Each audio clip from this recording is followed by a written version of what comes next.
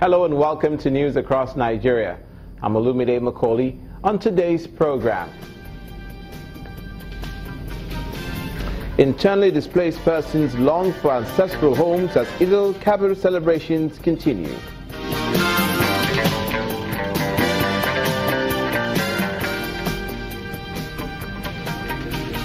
Nigerian Air Force personnel fighting in the northeast to get morale boost as federal government plans increase support.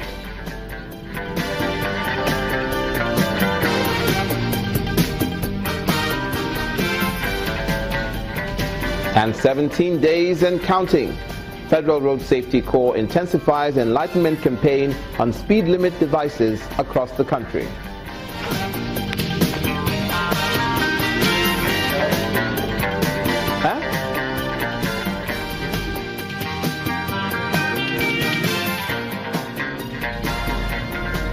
Thank you so much for joining us. The Eid-el-Kabir celebrations may have come with a lot of eating and drinking, but for the Yobe State and Adamawa State governments, attention should be placed on resettling the internally displaced persons towards their ancestral homes as a result of the Boko Haram insurgency. Some of the displaced people are of the view that owning their own homes will be a comfort. The reason for all the excitement at the Malkochi camp for IDPs in Adamawa State is the arrival of the state governor Muhammad Jibrila and his entourage who have come to spend the day with them. There's lots to eat and drink, and Governor Jibrila joins in serving food to the IDPs. With the meal over, everyone takes to the dancing floor, and the governor opens up on what he considers his priority for the people.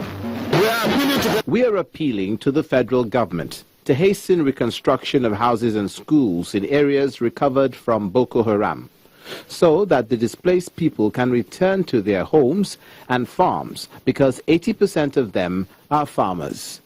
The inhabitants of the camp are overjoyed at the way the day has turned out. We really thank God for this year's Salah, that we could celebrate it with the governor.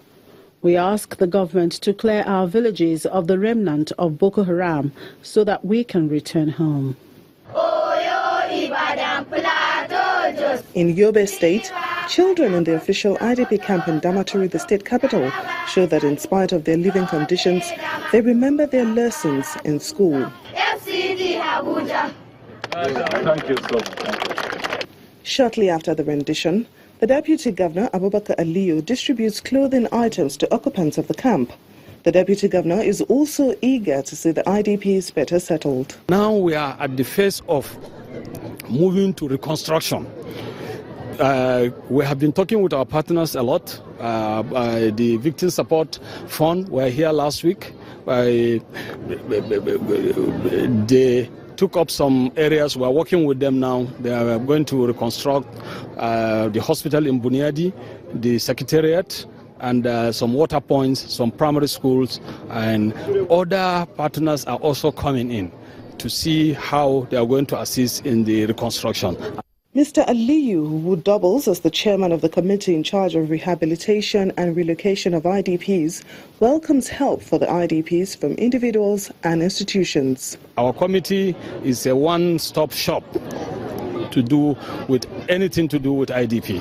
There may have been lots to eat and the day may be a happier one than most days, but people living in these makeshift houses just want to return home to their villages. Meanwhile, the operations of the officers and men of the Nigerian Air Force involved in the fight against insurgency in the northeast may receive a major boost in the coming days.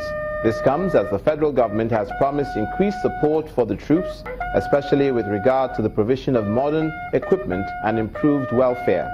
This is coming from the Chief of Air Staff, Air Marshal Sadiq Abubakar, represented by the Chief of Policy and Plans during an interaction with the troops in Maiduguri and Yola, the Borno and Adamawa state capital.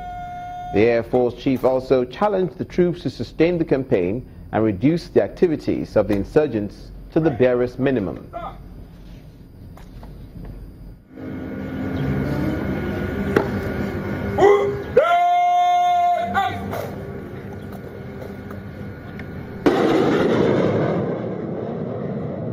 Commander-in-Chief is extending his greetings to you all in this festive period of Eid al-Kabir.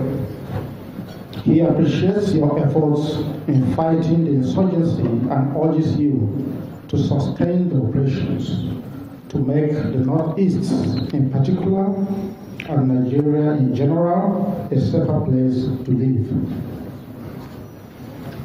The Chief of the Air Staff also appreciates your gallantry actions and has asked that you keep up doing the good job professionally, efficiently, and effectively. The leadership of the Nigerian Air Force on its part will continue to support and look after your welfare and that of your families, who patiently put up with long periods of your absence while sacrificing everything to protect the territorial integrity of the nation. Meanwhile, wives and female dependents of personnel 20 Battalion of the 23 Brigade of the Nigerian Army in Taraba State have been trained in various skills and trades to make them self-reliant. The women, numbering about 303, were also given equipment and tools to help them practice what they've been taught.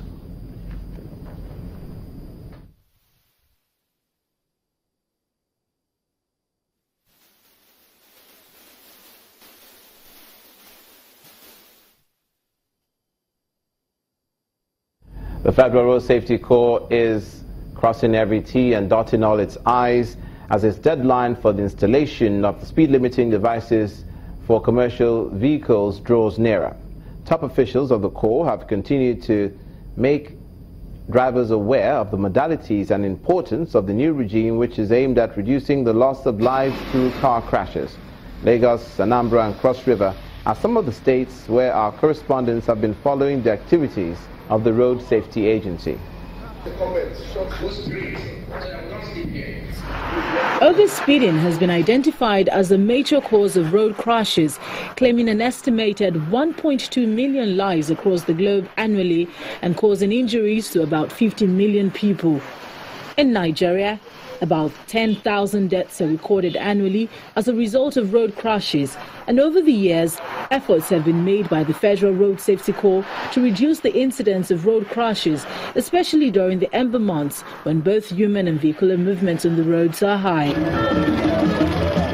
In Onitsha, the Anambra State Command of the Federal Road Safety Corps gathers stakeholders at the Uogo Park for a one-day sensitization session where concerns are raised. It is the period when schools are resuming, it is the period of festivities, harvesting, and of course, the peak of the rainy season, and at the same time, when Harmattan will also come.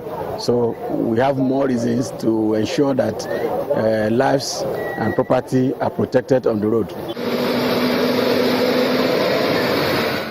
In the south, drivers in Calabar, the Cross River State capital, are here for a similar sensitization. The Assistant Corps Marshal, Mr. Kayode Olagunju, is worried about the statistics and believes the speed limiting device would assist greatly in reducing the speed. If FRSA is able to successfully implement the speed limiting devices installation in commercial vehicles for now, we will be able to crash the crashes. Because we will crash the speed, and once we crash the speed, the crashes will also go down. The speed limit device is a plus. If we can get them done in the right manner and get the vendors, bring them on time. But for the lecture, it has been it was an eye-opener. In Lagos, the nation's commercial capital, the popular Ojota Motor Park hosts commercial drivers and officials of the Federal Road Safety Corps, led by the Deputy Corps Marshal in charge of training, Mr. Ademola Lawal. The same issue is up for deliberation, but the drivers are asking for more time to allow them implement the new policy across broad. We are ready, but we are begging and we appeal to road safety or the federal government to please extend when we are going to start. For the sector commander in Lagos State, the earlier the policy kicks off, the better for all. If you look at Lagos-Ibadan Expressway, it's being rehabilitated. I can tell you authoritatively that where we have been having crashes that results in deaths are those segments that are well rehabilitated, where the road is good. Why? Overspeeding. With less than 20 days to go before the enforcement of the speed limits device kicks off, all road users, be it commercial and private drivers, have been advised to observe every other road safety rules and regulation in their own best interest. You're watching news across Nigeria. Coming up, the Senate President, Dr. Bukola Saraki, says more transparency is needed in the operations of anti-corruption agencies. Please stay with us.